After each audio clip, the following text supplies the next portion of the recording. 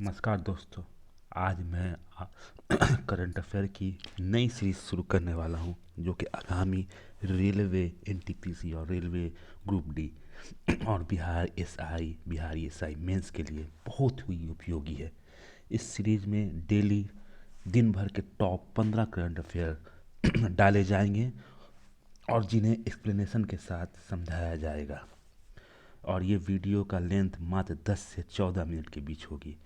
और अगर ये जो करंट अफेयर होंगे ये एग्ज़ाम के पॉइंट ऑफ व्यू से एकदम सटीक होंगे। तो चलिए शुरू करते हैं कि आज 18 और 19 जनवरी का टॉप 15 करंट अफेयर मैंने चुन के सभी जगह से निकाल के लाया हूँ। तो शुरू करते हैं। पहला question, Kevadia town is located in Gujarat. Kevadia town जो है गुजरात के किस ज़िले में लोकेटेड है? यहाँ चार ऑप्शन है: Narmada district, Baroda district, Junagadh district, Tapi district. तो इसका सही आंसर नर्मदा डिस्ट्रिक्ट होगा। केवडिया टाउन अभी चर्चा में इसलिए है क्योंकि यहाँ से प्रधानमंत्री नरेंद्र मोदी ने 8 unity train, statue of unity जो कि 31 अक्टूबर 2018 को सरदार वल्लभ भाई के पटेल के पुण्यतिथि पर बनाई गई थी, उसके याद में 8 यूनिटी ट्रेन देश के विभिन्न हिस्सों में हरी झंडी दिखलाकर रवाना किया। अब आपको बताना है कि स्टैच्यू ऑफ यूनिटी जो कि सरदार वल्लभ भाई पटेल के पुण्यतिथि पर बनाई गई थी, उसकी ऊंचाई कितनी है? तो उस मूर्ति की ऊंचाई 240 मीटर और लगभग 182 फीट है। उस मूर्ति की ऊंचाई 182 फीट या 240 मीटर है। इस मूर्ति को जो बनाया था उसके शिल्पकार जो है राम राम वी सुतार। इसके शिल्पकार जो है राम वी सुतार हैं। इन्हीं के देख रेख में ये मूर्ति तैयार हुई थी। अब आप जो करंट अफेयर पढ़ेंगे तो करंट अफेयर में एक क्वेश्चन पर आपको कम से कम 5 क्वेश्चन याद रहना चाहिए। इस मूर्ति का निर्माण जो किया था, जिस कंपनी ने किया था, उस कंपनी का नाम L&T company, L&T Larsen and Toubro company ने इस मूर्ति का निर्माण किया था। और ये सरदार वल्लभ भाई के 143वें जयंती पर इस मूर्ति का उद्घाटन किया गया था। 143rd बर्थ एनिवर्सरी पर इस मूर्ति का उद्घाटन किया गया था। माफ़ कीजिएगा दोस्तों, 182 मीटर की ऊंचाई है। 182 मीटर की ऊंचाई है इस मूर्ति की। सिर्फ मूर्ति के आधार के साथ यानी बेस के साथ अगर इस मूर्ति की ऊंचाई देखा जाए तो 240 मीटर की है। शुरू में थोड़ी सी मिस्टेक हो गई, माफ़ कीजिएगा। 182 मीटर यानी कि लगभग 597 फीट, और ये 240 मीटर यानी कि लगभग 787.40 फीट इसकी ऊंचाई है। 31 अक्टूबर, जो कि अभी बिहार फॉरेस्ट दरोगा का एग्ज़ाम हुआ तो उसमें पूछा गया था कि राष्ट्रीय एकता दिवस कब मनाया जाता है, तो 31 अक्टूबर। ये सरदार वल्लभ भाई पटेल और इंदिरा गांधी दोनों की ये सरदार वल्लभ भाई पटेल की जन्मतिथि और इंदिरा गांधी की पुण्यतिथि है। ठीक है, इसी दिन इंदिरा गांधी की हत्या हुई थी। अब आते हैं दोस्तों नेक्स्ट क्वेश्चन की ओर। Who has been awarded the Chief of Army Staff commendation? Army staff जो है किसको सम्मानित किया गया है चीफ ऑफ आर्मी स्टाफ के पुरस्कार से? तो इसका सही आंसर दोस्तों डी नंबर अमरीश कुमार चौधरी है। इसका सही आंसर अमरीश कुमार चौधरी है। ये जो है चीफ कंट्रोलर है जो है मिनी रेल, जो कि कोविड-19 में बहुत ही अच्छा कार्य किया, जिसके चलते इन्हें ये पुरस्कार दिया गया है। ये chief controller of mini rail हैं अमरीश कुमार चौधरी। अब आते हैं, आपको चीफ आगे किससे एक क्वेश्चन और बनता है कि chief of army staff, chief of army staff अभी कौन है? भारत के पहले चीफ ऑफ आर्मी स्टाफ जो है भारत के जनरल बिपिन रावत है। जनरल बिपिन रावत अभी आर्मी के chief staff of army general Bipin Rawat, ये तीनों सेना के चीफ कमांडर हो गए जनरल बिपिन रावत। और इसके रिटायर करने की उम्र है जो संशोधन करके फिक्स कर दिया गया है 65 साल तक। ये अपने उम्र आयु तक जो भारत के चीफ कमांडर जो होंगे, जिस तरह अमेरिका में कंसेप्ट है कि तीनों कमांडर, तीनों आर्मी के तीनों कम जो कमांड है उसके एक आर्मी के एक चीफ होंगे, उसी तरह भारत में कंसेप्ट लाया गया। इसका जो उम्र है वो 65 वर्ष फिक्स कर दिया गया है। अब आते हैं दोस्तों तीसरे क्वेश्चन की ओर।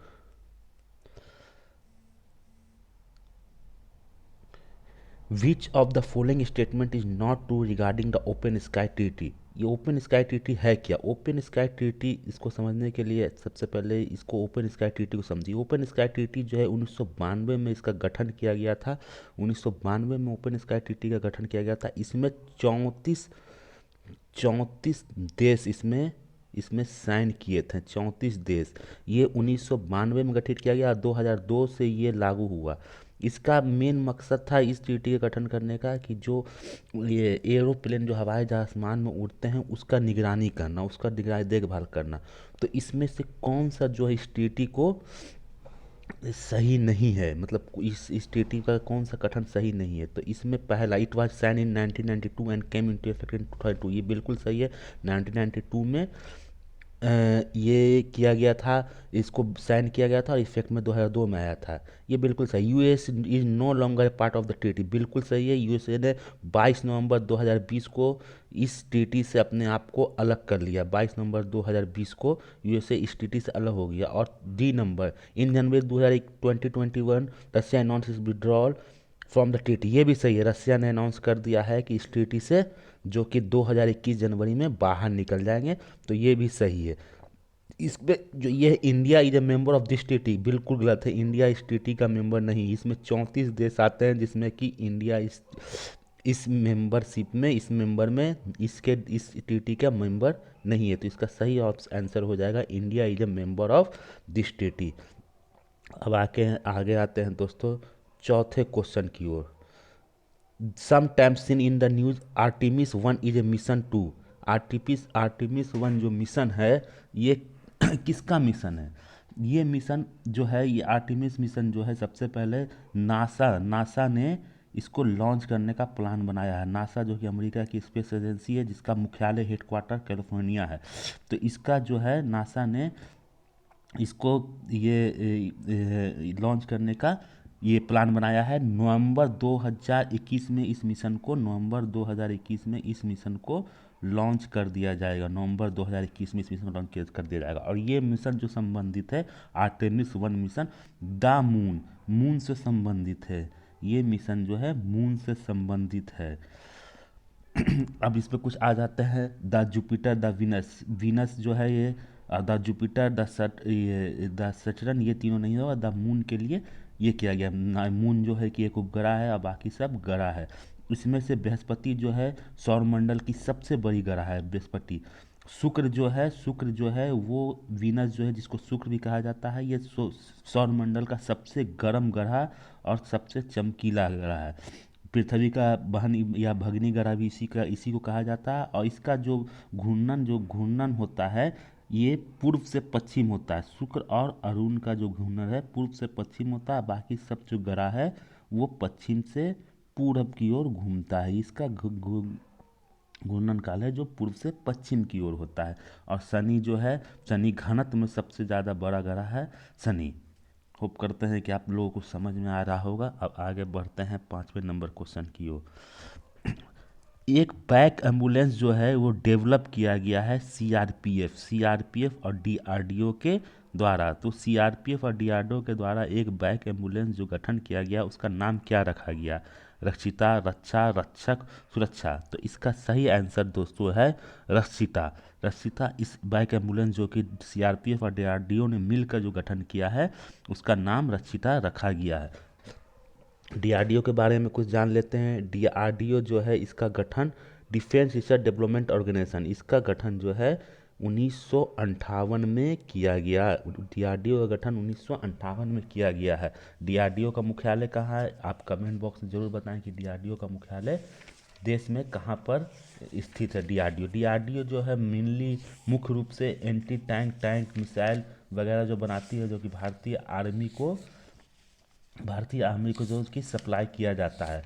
अब इसमें आते हैं इसरो भी एक संस्था है जिसका गठन 1969 में, 1 अगस्त 1969 में इसरो का गठन किया गया था। इसरो का मुख्यालय तो आप लोग को मालूम होगा, इसरो का मुख्यालय बेंगलुरु में है। अब आगे बढ़ते हैं दोस्तों छठा number question, after how many years Palestine is set to hold its first national election to 2021। कितने सालों के बाद फिलिस्तीन, जिसका विवाद जो है इजराइल से चलते रहता है, वहाँ कितने सालों बाद 2021 में जो कि इलेक्शन होने वाला है, वो कितने सालों बाद होने वाला है? तो इसका सही और आंसर जो मित्रों है 14 साल बाद। 14 साल बाद वहाँ जो है इसका ये चुनाव होने वाला है। फिलिस्तीन के अभी वर्तमान में राष्ट्रपति कौन है? महमूद अब्बास। फिलिस्तीन के वर्तमान में राष्ट्रपति जो है अभी महमूद अब्बास हैं, और इस यहाँ इलेक्शन जो है लगभग 14 साल बाद होने वाला है। और यहाँ 3 तरह के इलेक्शन एक साथ किए जाएंगे। ये एक होगा इलेक्शन पार्लियामेंट का जो होगा, पार्लियामेंट का इलेक्शन होगा, फिर प्रेसिडेंट का इलेक्शन होगा, फिर नेशनल काउंसिल का इलेक्शन होगा। और फिलिस्तीन में सबसे पहले 1996 में 1996 में सबसे पहले बार इलेक्शन करवाया गया था। आते हैं 7वें क्वेश्चन की ओर। Which ministry has launched Saksham campaign to spread awareness about green and clean energy. Saksham जो कैंपेन है उसको किस मंत्रालय ने लॉन्च किया है? सक्षम को। तो इसका सही आंसर है ministry of petroleum natural gas. Ministry of petroleum और नेशनल गैस के प्रधान ये मंत्री कौन है? धर्मेंद्र प्रधान जी, Dharmendra Pradhan. Ministry of education, इसके मुख्यमंत्री कौन है? रमेश लाल पोखरियाल। इसके मिनिस्टर रमेश लाल पोखरियाल है।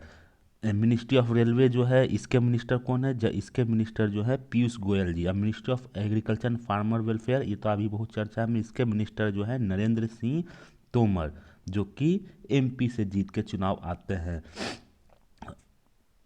अब आगे आते हैं दोस्तों 8वें क्वेश्चन की ओर। According to international migration to 2020 highlight which country has the largest diaspora, यानी कि प्रवासी जो है किस देश के प्रवासी बाहर में सबसे ज़्यादा रहते हैं, किस देश के लोग सबसे ज़्यादा बाहर में रहते हैं? India, UAE, Saudi Arabia, US. तो इसका सही आंसर जो होगा मित्रों, इसका सही आंसर भारत। भारत के लगभग 1 करोड़ 80 लाख लोग जो हैं बाहर रहते हैं। 1 करोड़ यानी कि 1 करोड़ 80 लाख लोग जो हैं भारत से बाहर रहते हैं। यूएई की राजधानी कौन सी क्या है? यूएई की राजधानी कतर। यूएई की राजधानी कतर है। माफ़ कीजिएगा, यूएई की राजधानी कतर, की राजधानी तो दोहा हो गए। संयुक्त अरब यूएई को संयुक्त अरब अमीरात बोला जाता है। इसकी राजधानी माफ़ कीजिएगा अबू धाबी, और कतर की राजधानी दोहा। और सऊदी अरबिया की राजधानी तो कमेंट बॉक्स में बताएंगे सऊदी अरब की राजधानी कहाँ है। What is the name of the first state level bird festival that has started at Nagi Nakti bird sanctuary? ये जो है ये कौन से राज्य, ये कहाँ, ये जो ये वर्ल्ड लेवल फेस्टिवल जो चालू है ये कहाँ चालू किया गया, इसका नाम क्या है? तो ये पहली बात, ये बर्ड फेस्टिवल जो है ये चालू किया गया है बिहार में। बिहार का ये पहला बर्ड फेस्टिवल है। 3 दिन का ये फेस्टिवल है, 3 दिन का। ये बहुत ही इम्पोर्टेंट है आगामी बिहार के परीक्षाओं के लिए। 3 दिन का बर्ड फेस्टिवल है। ये जमुई डिस्ट्रिक्ट में चालू किया गया है। मुख्यमंत्री नीतीश कुमार ने इसका उद्घाटन किया था, और इसका नाम जो है जमुई डिस्ट्रिक्ट में चालू किया गया, और इसका नाम जो रखा है उसका नाम सी नंबर कलरव, कलरव इसका नाम है। आगे बढ़ते हैं दोस्तों। Recently seen in the news where the Gavi Gangadhareshwara temple located, यानी गवी घंडेश्वर धम्पर टेम्पल कौन से राज्य में लोकेटेड है? तो इसका केरला, आंध्र प्रदेश, केरला, कर्नाटका, तमिलनाडु, आंध्र प्रदेश। तो इसका सही आंसर हो जाएगा मित्रों कर्नाटका। कर्नाटका में जो है कि ये कर्नाटका में ये जो है ये लोकेटेड, ये टेम्पल कर्नाटका के कर्नाटका के बेंगलुरु में लोकेटेड है। इसका निर्माण जो है कैंप गोडा प्रथम ने इसको बनवाया था। कैंप गोडा प्रथम ने इसको बनवाया था। ये जो है इंडियन स्टोन कट इंजीनियरिंग जो है उसका एक अद्भुत उदाहरण है। इंडियन स्टेट कट इंजीनियरिंग का ये एक अद्भुत ये उदाहरण है। अब कुछ हम केरला के बारे में चर्चा कर लेते हैं। केरला के जो अभी वर्तमान में मुख्यमंत्री हैं, केरला के मुख्यमंत्री वर्तमान में पिनरई विजयन। केरला के वर्तमान में मुख्यमंत्री हैं पिनरई विजयन, जो कम्युनिस्ट पार्टी की सरकार है वहाँ, और मुख्यमंत्री हैं आरिफ मोहम्मद खान। कर्नाटका में जो अभी मुख्यमंत्री हैं बी एस येदियुरप्पा, बीजेपी की सरकार है, यहाँ के मुख्यमंत्री बी एस येदियुरप्पा हैं। और यहाँ के जो ये राज्यपाल हैं बाजू भाई बाला। तमिलनाडु के जो मुख्यमंत्री हैं अभी ई के पलानी स्वामी। ई के पलानी स्वामी यहाँ के भी ये मुख्यमंत्री हैं। और यहाँ के राज्यपाल हैं बनवारी लाल पुरोहित। आंध्र प्रदेश के मुख्यमंत्री जो अभी वर्तमान में है, आंध्र प्रदेश के मुख्यमंत्री जगन मोहन रेड्डी। और राज्यपाल जो है विजय भूषण हरिश्चंद्र, जो कि आंध्र प्रदेश के राज्यपाल हैं। इस आगे बढ़ते हैं दोस्तों। When was the liver day observe this year, यानी कि 2021 में जो टिलीवर डे, जो कि तमिलनाडु के जाने माने कवि हैं, जिन्होंने तमिलनाडु के रामायण जो एक पुस्तक है तिरुवल्लुवर, उसकी रचना की थी, उसका जो जयंती है वो इस साल 2021 में कब मनाया गया? तो इस साल ये 15 जनवरी। नरेंद्र मोदी ने घोषणा किया पोंगल के शुभ अवसर पर कि 15 जनवरी 2021 को तिरुवल डे मनाया जाएगा। सबसे पहले ट्रिबल डे जो मनाया गया था भारत में, वो मई 1935 में बनाया गया था। मई 1935 में सबसे पहले जो है ट्रिबल डे ऑब्जर्व किया गया था। आगे बढ़ते हैं। और फिर 15 जनवरी जो है ये आर्मी डे भी होता है। 15 जनवरी याद रखिएगा दोस्तों, 15 जनवरी जो है आर्मी डे भी होता है, यानी कि सेना दिवस जिसको बोला जाता है, ये भी 15 जनवरी को ही मनाया जाता है। Who has been elected as the president of the Human Rights Council of 2021, यानी कि यूएनओ में ह्यूमन राइट जो काउंसिल उसकी प्रेसिडेंट किसे चुना गया है? तो ये चुना गया है नजहत शमीम खान को, जो कि फिजी में यूएनओ की दूत है। फिजी जो देश है उसमें यूएनओ की दूत है, तो उनको UNO council, human right council का नया प्रेसिडेंट चुना गया है। फिजी की राजधानी क्या है दोस्तों? सुवा। और यूएनओ कहाँ है? यूएनओ का मुख्यालय न्यूयॉर्क है। इसका गठन 1945 में किया गया था। नजहत सलमान खान जो है, शमीम खान है जो कि है, इनको 15 साल का ये टर्म है। ये 15 साल के टर्म के लिए चुनी गई हैं। और इनको कुल 29 वोट मिले थे चुनाव में, जो इलेक्शन हुए थे 47 वोटों में। इन्होंने हराया था ऑस्ट्रेलिया के अटर्नी जो हैं उनको हराया था, इलिजाबेथ त्रिची को। इन्होंने त्रिची बर्गर को इन्होंने हरा के ये ह्यूमन राइट काउंसिल की प्रेसिडेंट बनी हैं। अब आते हैं, वेयर इज सेमारू वोलंकर, ये ज्वालामुखी जो पर्वत है सेमारू, ये कहाँ लोकेटेड है? तो सेमारू जो है वो इंडोनेशिया में जो है सेमारू जो है वो लोकेटेड है। ये जो है ईस्ट जावा जो है इंडोनेशिया में, वहाँ पर लोकेटेड है। और अभी यहाँ पर ज्वालामुखी फटने के कारण 49 लोगों की मृत्यु हो गई, ऑफिशियली डेथ हो गई है।